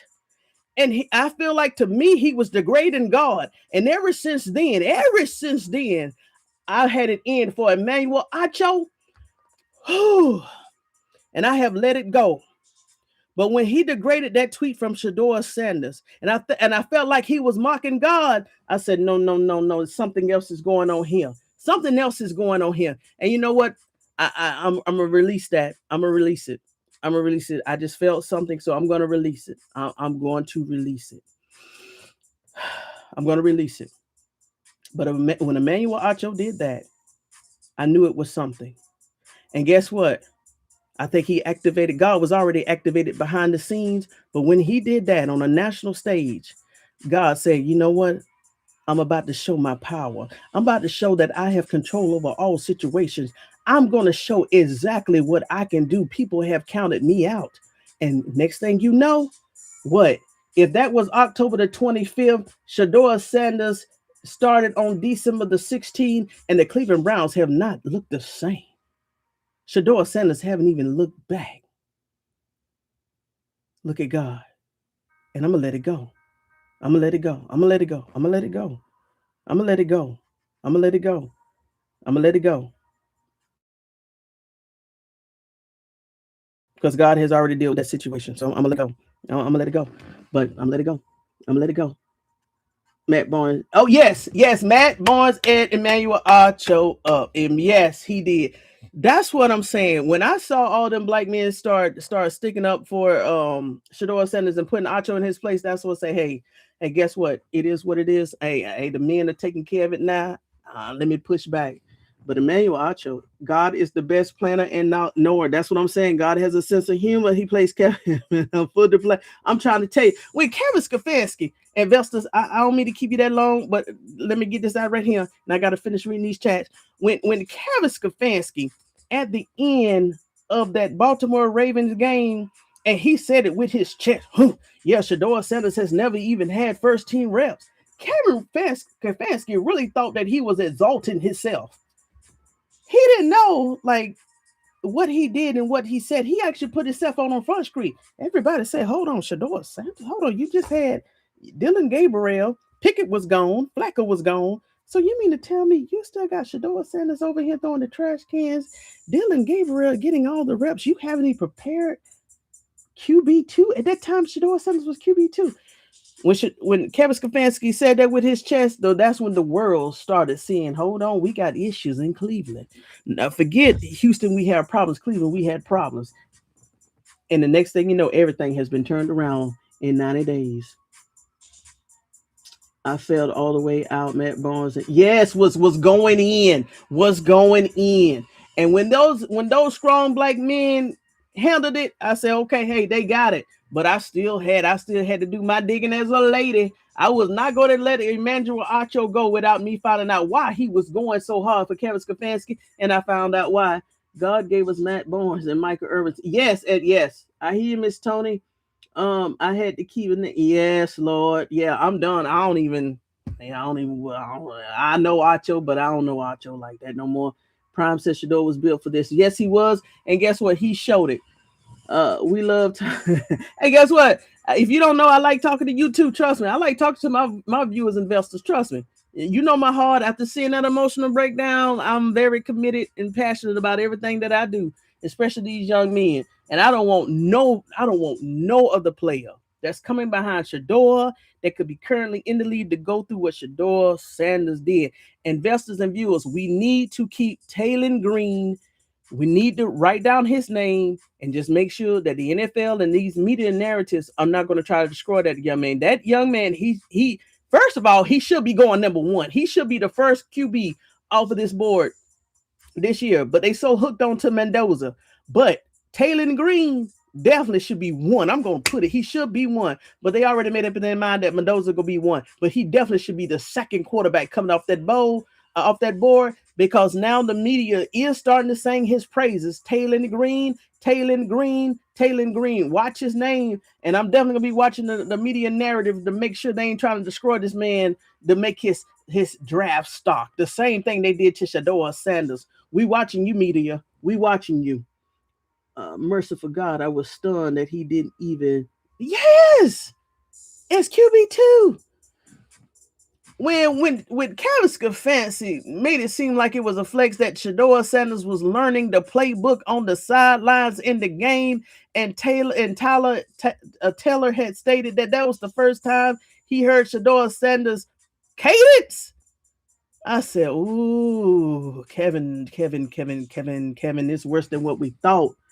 Remember, Prime said he knew what was going on, but he did, and Shedeur Sanders was telling him everything. And do y'all remember when Ray Lewis had went to the CU homecoming and they caught a clip of Shedeur Sanders in the corner with Ray Lewis and Shedeur Sanders? Thank you, Shedeur. He had his hand over his mouth so the media couldn't try to do read his lips. He was giving Ray Lewis a mouthful. Trust me. Right, we can't let those people keep hurting. Yeah. Faith, like I said, Shedeur Sanders activated the community, but channels like me, I can speak for channels like me, and I know for sure what she said sports, we looking out for all of these young men, not just for Shedeur. We looking out for all these young men and young women that the media may try to tear down. Yes, I read that. Yes, they threw Shedeur Sanders out there cold. But guess what? God said, hey, I know the talent and the capability that I have given you, young man. I know you're going to get that playbook and you're going to be sitting in those walls and you're going to meditate on this playbook. Like Shedeur Sanders. Hey, let's not forget what Shedeur Sanders said. Shedeur Sanders, hey, somebody asked him, hey, why are you so good? Or why are you so accurate? Shedeur Sanders said, Shedeur Sanders said, I played the game in my head before I even get on the field. Shedeur said the way that I walk, I ain't gonna do all that. But Shedeur Sanders said he has the capability to play the game in his head before the game even starts. Look at the talent that God gave this young man for a time just like this. Woo! Give God all the praises. Come on now. But God, amen. He has faith. Yes, God covered Shedeur. And guess what? God is also going to do it for Shilo. And I think God is going to do it to any young man that has aspirations to be in the NFL. But this is what we need to do as a community and as fans, right? Excuse me.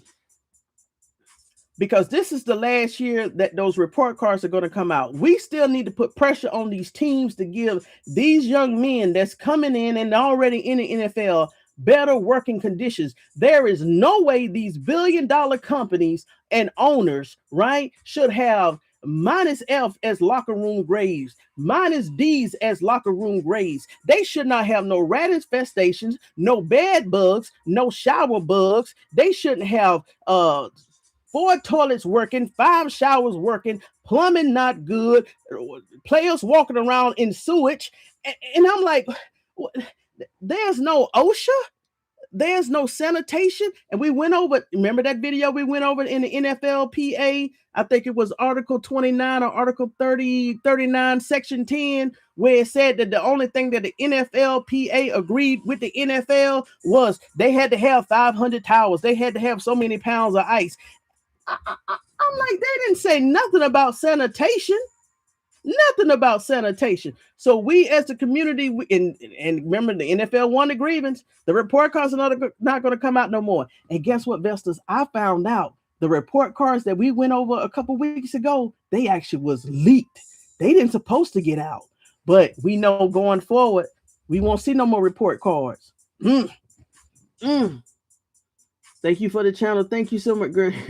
Tell it. Hey, look, God, thank you, God, for everything. Yes, Shilo better get an opportunity. Now, 420, she may not be in here no more. And I know this is a late live, and I'm about to let y'all go, Vestas, because I respect your time and I really appreciate your time here with me. But I'm gonna say it again. If the NFL has made it right with Shedeur, NFL has allowed bookie media access that they've given no other content creator on YouTube, Twitter, or whatever. They're gonna try to make it right with Shilo. And the only, in my opinion, this is my opinion, the only way Shilo, the only way I believe Shilo does not get an opportunity to play in the NFL, because I really think he still has a desire to play in NFL. I think the only way Shilo does not get an opportunity to play in the NFL is if he don't want to play in the NFL no more. It was a vest. I think it was 420. I think she had reported that in a video. Bucky had asked Shilo did he still want to play football, and Shilo said no, he would want to focus on music and podcasting. So, but I seen it. I heard it with my own eyes. My own ears and eyes at the Stream Bowl, the week of the Pro Bowl, when Shilo Sanders, in the last 5 seconds of that clip, he talked to that active football player and he said, "Hey, can you please put in a good word for me?" And the guy, whoever the guy was, he said, "Yeah, I got you." And Shilo said, "I only need 3 weeks." But then we already know what happened. 2 weeks ago, Shilo Sanders failed at the Dern ski lodge. But I did see last week he was walking around in Temple fine. So all praises to God. All praises to God. The NFL saw Shedeur was a moneymaker. Yeah, they should have known that already. And guess what? If they didn't know it, they know it now. And Cleveland definitely knows it. NFL is trying to make it right with Coach Prime. Yeah, because they don't want that lawsuit. They don't want that lawsuit. And they know the evidence have mounted up. And I'm pretty sure who made that lawsuit in Georgia, you don't even hit at that mode. The NFL probably by now have already settled that case with that Jane Doe or that John Doe. And whoever that was, I wish I would have jumped on that train, because the evidence that came out, if they filed that lawsuit in April, remember the day of the draft, that supposed to have been a rumor, but it actually was a true case somebody filed in Georgia. If they filed it in April, I'm going to say by October, November, December, the NFL was probably calling their lawyer and say, "Hey, let's settle." The evidence is out there. The evidence is out there. If this the new Cleveland, we need new media. Keep Bush, Tony Rizzo well off media. 420. Oh, you still in here, 420. I'm gonna hold my comment. Coach Prime went on checking spree with Stephen. Yep, doing the Super Bowl. And he also got Kevin Clark. He ate up Kevin Clark. I played that clip. He ate up Kevin Clark. He ate up Kevin Clark. He said, "Did you help sabotage my son?" No, I wish I could have got that clip to play. You should have read his body language. That man was nervous. Boy, Coach Prime was eating him up. Kevin Clark, because that was the only interview that I remember Shedeur Sanders did last year. And after that interview with Kevin Clark, I think it was February the 5th or the 6th last year, that's when Shedeur Sanders' staff drug started slipping. And remember, we talked about this before, Vestas. You've been here long enough. That's when Shedeur Sanders, in that same interview, he said his mentor was Michael Vick. And I think that's when Tom Brady had an issue with Shedeur Sanders. They better fix all the health. Listen, it's nasty. It's nasty. 420 Prime asked him, "You said, yes, you sabotaged my son." Prime said it with his chest. He said it directly to that man. Did you sabotage my son? Coach Prime knew exactly what he was talking about, because just like what's his name? Tucker. Rob Tucker, something Tucker, had said on that 4-letter show that the media hated Coach Prime, and because they couldn't get to him, they got to his sons. He said Ross Tucker said it. I'm trying to tell you. Listen, Coach Prime and Ross Tucker, even in that clip I played it, Ross Tucker said that even after, here we go, Faith. It just hit me. Here we go, Faith. Remember the pro day you was telling me that the media was there at University of Colorado and they was talking kind of filthy and making smart remarks? Where Ross Tucker also was there at pro day. So Ross Tucker said this himself. He said after the pro day, people, I guess scouts or owners or GMs was calling him, trying to get his opinion on Shedeur Sanders and his attitude. He said that. He said that. And Ross Tucker also said that he felt some type of way because he's supposed to have had an interview one-on-one with Shedeur Sanders. And he said, well, he don't know if Shedeur Sanders had forgot. He said, but that interview didn't happen. And he said he did feel some type of way. So if he had that type of energy leaving the University of Colorado, because he said he don't know if Shedeur Sanders was getting medical treatment or if he forgot or they just didn't let him know. He said he confessed he felt some type of way. So if he went back to his home office feeling some type of way and he got a phone call and somebody said, hey, what is your opinion of Shedeur Sanders? You know he was biased and he was upset. That's another one Deion Sanders should get, because he even confessed in that same clip that his grandfather, 85-year-old, offered him $10,000 when he was a Buffalo Bill to go out and hurt Deion Sanders. I played all that for you, Vestas. Y'all know that. Yes, he did. I saw. Okay, the Giants lied, and guess what? That head coach, whoever that head coach was, he got fired before Shedeur Sanders. I think before he started playing, or rather after he started playing. So God is good in all things. All things, God is good. Mary Kay Cabot, listen, swinging Mary. I at Mary Kay Cabot. You know what? I'm gonna play this clip. This clip had got almost 11,000 views. The first couple of times I tried to get Mary Cabot, it just didn't come right. But when I lit her up on this short, my Lord, I know she got the message, and she been acting right a little bit since then. But I don't trust her. That's another one I don't trust. Let me see here. And for all my new subscribers, thank you so much. Thank you so much. And I'm glad that YouTube is finally letting me out this box, because I'm here for the community. Let me go in and play this clip, and then I'm gonna let y'all go, because Mary Kay. Play this clip right here. Let me see. I had Kevin Stefanski. Where this clip at? And I had Ocho up also. Let's see him play this clip. Mary Kay. Here it go, Vestas. I hope you can hear this. Yeah, she done brought her rabbit mouth and her rabbit mind back up. Just going to retire, Mary. But listen to what she said. Hear what Mary Kay Cabot had to say about Kevin Stefanski's job as the Cleveland Browns head coach. I'm on record as saying that I do think that Kevin deserves a chance to coach this football team when he has a quarterback that he can win consistently with. And I don't know that he's really had that yet here for any length of time. No. Let's pause, because I swear, the Cleveland Browns media, they think we have short-term memory. Yeah. Who did Kevin Stefanski choose as quarterback? Oh, no. We're not going to forget that Dillon Garbiel is on this team. No. We're not going to forget that Dillon Garbiel is on this team. The same player, the same quarterback that Kevin Stefanski hooped and hollered for, that Mary Kay Cabot hooped and hollered for. Yeah, she on both. But listen. I didn't mean to call that. My thing about Mary, I hate the way that she swang. Out of all them, I understand this media is mostly a male-driven profession. I understand that, but the way that she was swinging started messing me up. And I said, I know she ain't brought her rabbit mind up. And I meant every word I said, Mary Kay Cabot, if you ever come across this video, because you, as a mother, you should have did better. There's no way you was trying to destroy Shedeur Sanders with your pen and your paper and your words. I'm trying to tell you, Mary Kay Cabot, I don't even hear from Mary Kay Cabot no more, but I did hear her at that combine.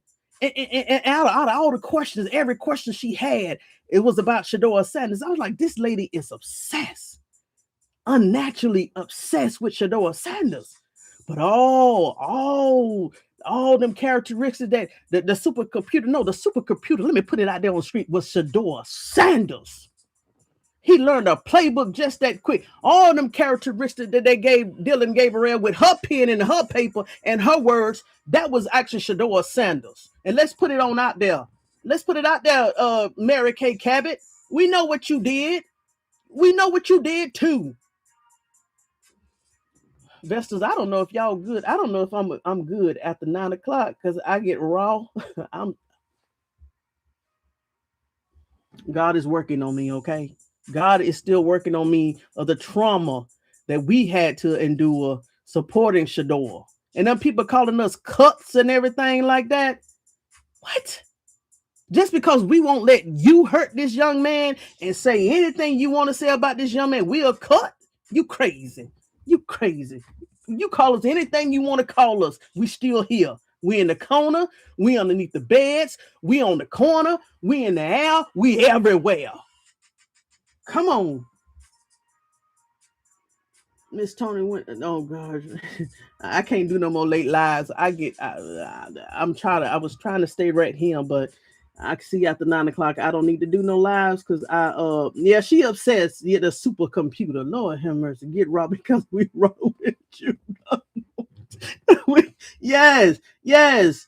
Oh look, you were fine. Tell the truth. Okay, if I could tell the truth, yeah, and I'm gonna keep it decent. I'm still gonna be a lady over here, but it's just some things that has really bothered me, and YouTube has really become my therapy behind the scenes because I used to toss and turn about like I know I seen Shedeur do this at Colorado. I know I ain't never seen this type of stuff. Why are they doing this to their young man? And I took it personal.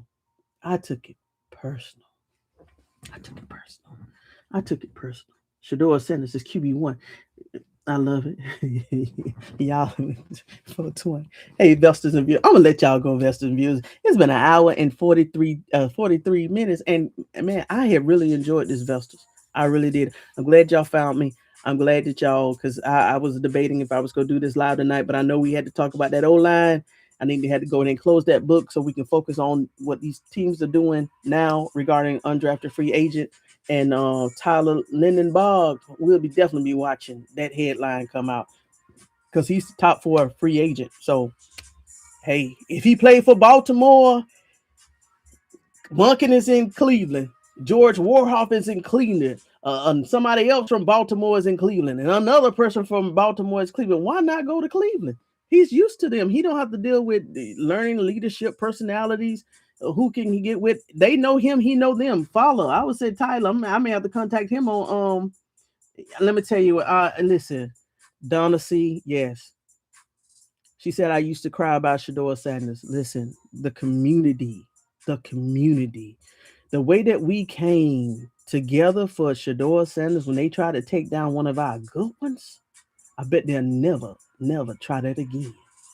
Never. If they attempt to do that, they would have to use a different strategy because right now we are on alert. Even in off season, we are on alert. That's the reason I wanted to sit through the combine day 1, 2, and 3, and 4 to see these particular players, especially that O-line, because I want to see who they was going to get. And I could tell who they was going to get based out if they draft some of these O-lines, which they will. I'll see, okay, they serious about this of no, they playing because they had better draft picks at a certain time. Okay, so we did our homework, Belsters. I'm glad to find like-minded people. Yes, me too. I was scared, but I was like, hey, I trusted God, and eventually they started coming. And next thing you know, Vestals, we are almost 1,000. So I thank you. I really do. I thank you because guess what? I'm gonna be honest with you, Vestals. In December the 15th, I almost put a plug on this camera, on this channel for real. I almost let it go because the algorithm started messing with my views. They wasn't pushing my videos out, and then that's when I had to cross over and become a channel with a face and a voice because that's when they was going through that major AI haul. And so since I was a new channel, so all the other channels I had watched where it's some people I watched, I've never seen their face in 10 years. They channels was still okay because the algorithm had already verified them as being human. But remember so many AI channels started popping up last year, 2024, 2025. Any new channel that popped up with just a voice, after like 60 days, they would shelf our videos because like, hey, we can't verify this a person, even though I had to verify myself in the background. But a faceless channel, they would push on the shelf. So I had to transition and I was so scared. And then still for 30 days, they was like, missing my videos. The next thing you know, I said, you know what? Let me hit this live button to see if people can find me out here. And guess what? I haven't turned back Vestas, and we've been turning up in the chats and the lives ever since then. I don't think I'm gonna have some videos come out. Oh, so let me tell you this. I'm gonna let you go, Vestas. Okay, it's almost 2 hours. So I'm gonna be releasing some of my older videos. They're gonna be titled Radio Series. That is me talking on a microphone, showing pictures and videos. So that is me. So if you ever come across those videos, please support them, like them, and view them. But trust me, some of the information I dropped in those videos, some of the best videos I ever did. Trust me, Vestas. And if you don't like them, just let me know. But I some of them videos about Jimmy Haslam, I rocked that one. The video about Jerry Judy, and tomorrow, I think it's tomorrow, I'm dropping one about Tom Brady and the just watch them. Just make sure you have the notification bell on. Okay, let me and then I'm gonna let y'all go. Here we go. I used to cry. Okay, how ironic the original Browns moved to Baltimore. Hey, I didn't think about that. That's a good catch. You know what, 420, you did it again. How ironic the original Browns moved to Baltimore, came back in 99 just to get Baltimore staff and maybe come on. The alignments. You're a wonderful blessing. Hey, trust me, investors and viewers, you're a wonderful blessing to me also. Trust me. After showing my raw emotions today, everything I say is true. So thank you for all of the information. Hey, Mita Lee, you supposed to be in bed. I thought you was gonna go to bed. Go take a nap. I'm gonna end this channel. Your channel is going to grow. Just watch. Hey, guess what?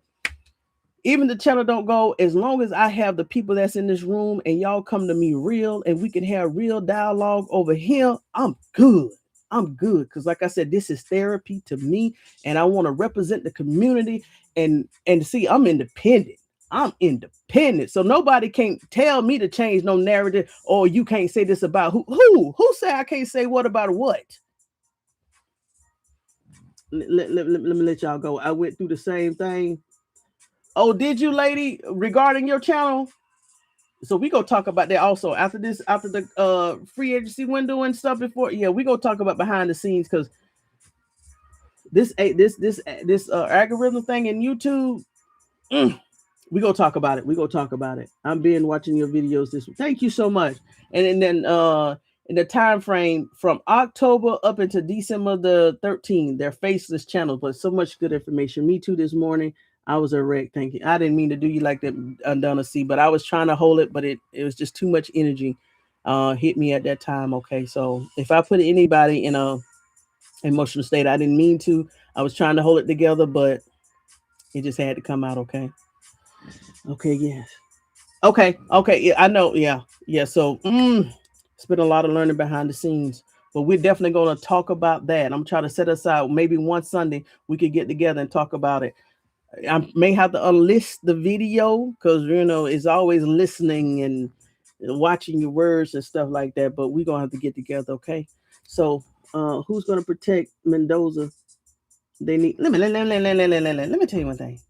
The Raiders, I brought this up. The Raiders need a quarterback and an O-line. So if they get Mendoza, guess what? He's going to have the same issue as Shedeur had last year. The Cardinals got, the Jets got, the Raiders and everybody. Listen, he's going to be in a worse situation than Shedeur Sanders with that O-line, because Shedeur Sanders was used to that type of pressure without having the O-line. Mendoza is about to get ate up in 2026 if they don't get him and any O-line members. We shall see. And guess what, investors and viewers? Cleveland is playing Raiders this year too. So we're going to see Shedeur Sanders go up head-to-head against Mendoza. And guess what? Shedeur Sanders will also be going against Jackson Dart and also Tyler Shove this year. Isn't that ironic? He's going head-to-head, and Cam Ward. Of course, he played him last year, but all of the rookies that Shedeur Sanders was drafted with last year, he's playing them this year, and he's also going to play Mendoza. The NFL know what they're doing regarding entertainment. Who's going to protect? I just found your channel. a few weeks ago. I know Faith, and I'm glad you did, because I had been struggling for months. But we go talk about that. I'm gonna set aside some time to do that. Must be God. I'm glad. I'm only here. God said keep pushing. I said, God, they can't find me. God said keep pushing. I said okay. And look, because I was faithful. Look. Whew. And I actually found most of y'all after the last game. So it wasn't even no games, and y'all just found me. Thank you, Lord. Thank you, Jesus. Thank you. Cam and Shedeur will work out together. And Cam and Shedeur, they actually had the same quarterback coach. So yeah, they actually had a relationship before the draft, and they still got a relationship for the draft. So, and that was, hey, I'm gonna let y'all go. But don't y'all know that was the best game, one of the best games between Shedeur Sanders and the Titans. That's when at half, I think the Titans was up 21-7 or something like that. And Shedeur Sanders and the Cleveland Browns came back. That's when Kevin Stefanski pulled the first time he pulled that, what they called it, the Wildcat. He did that twice in that game. We could have won that game. And we at least put it in overtime. But Kevin Stefanski got what he want. He got fired. The Falcons are coming to Cleveland this year. Yep, I already brought that up. Yes, already. Okay, you must be new here. Hey, welcome aboard, Alexander. Yeah, you got to go back to the video. I've dropped a lot of nuggets, but yes, the Falcons are going to the Cleveland Browns this year, and Kevin Stefanski, Shedeur Sanders will meet up. And this the question: what side is Dillon Garbiel gonna be on? Is he still gonna be a Brown, or he's gonna be a Falcon? But we shall see.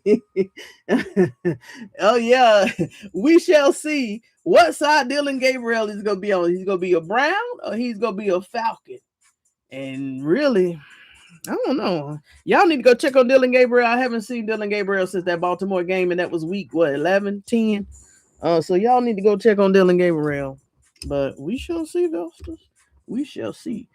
The revenge tour, that's what you call it. What if Shedeur goes to everyone, each one of them teams, Vestas, and just whoop them? You're right, it will be called the Shedeur Sanders revenge tour, and man, we would eat that up, Vestas. And Lord, the haters will just be coming over here.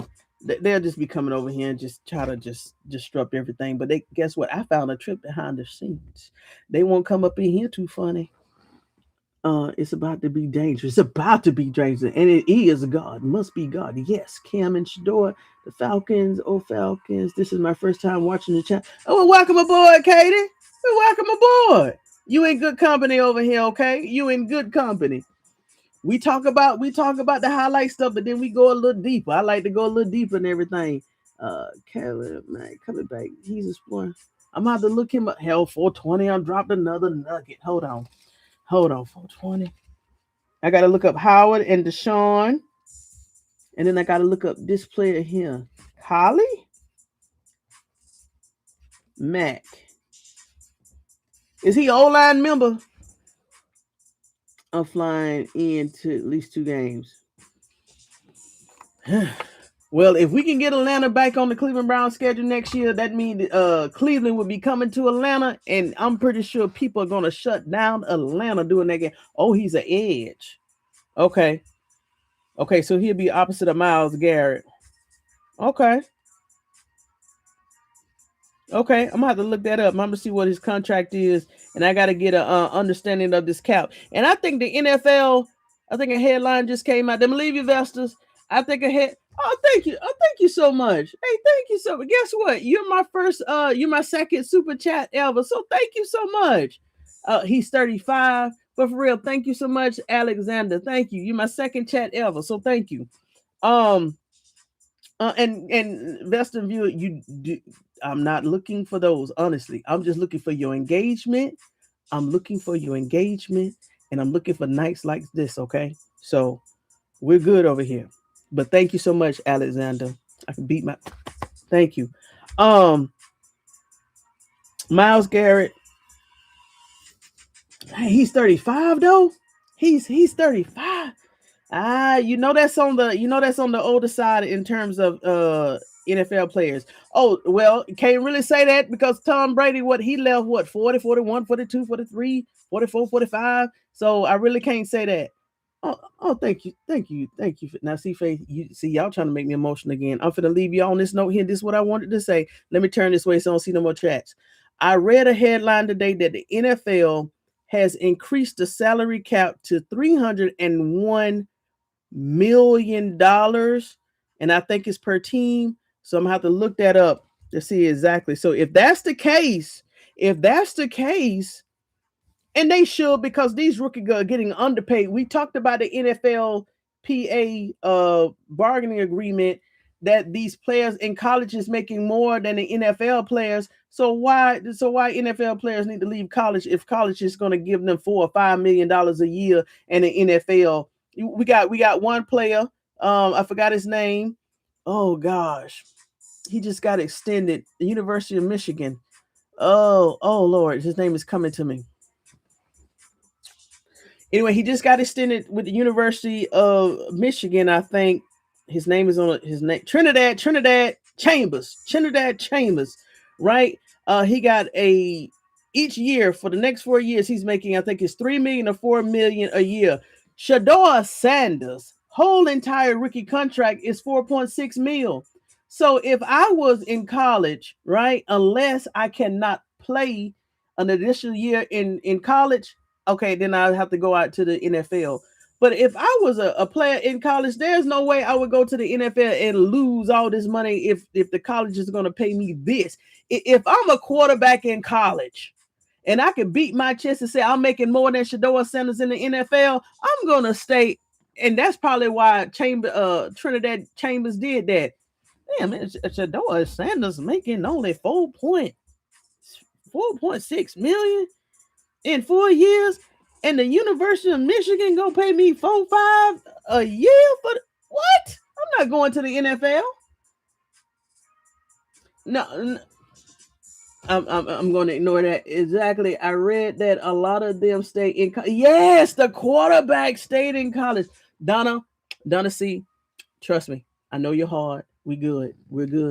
He only makes 4.6. Yeah, Shedeur Sanders only for this whole entire rookie makes $4.6 million. We did the math. It's a little under 1.2 million per year. And if you take the taxes, just Cam Newton said, just divide that by half. Shedeur Sanders, after taxes, probably, let's say, brought home about 500,000, 600,000. And then when he went to California, because he went to the Pro Bowl, California tax laws was able to tax the whole entire salary for that year. So Shedeur Sanders probably brought home 400,000, 300,000. Who knows? The NFL is ripping these players off regarding taxes. That's why they go broke. And do you know when they travel, they got to pay for their own, even though the team put them in hotel rooms, they take the hotel costs out of their checks before they get the checks. What?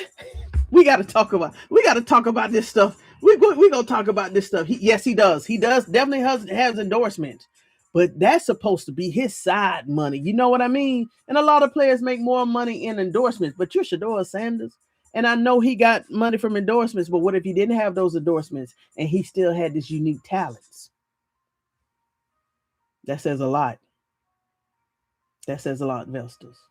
See, that is supposed to be his future money for the future. He shouldn't be touching that.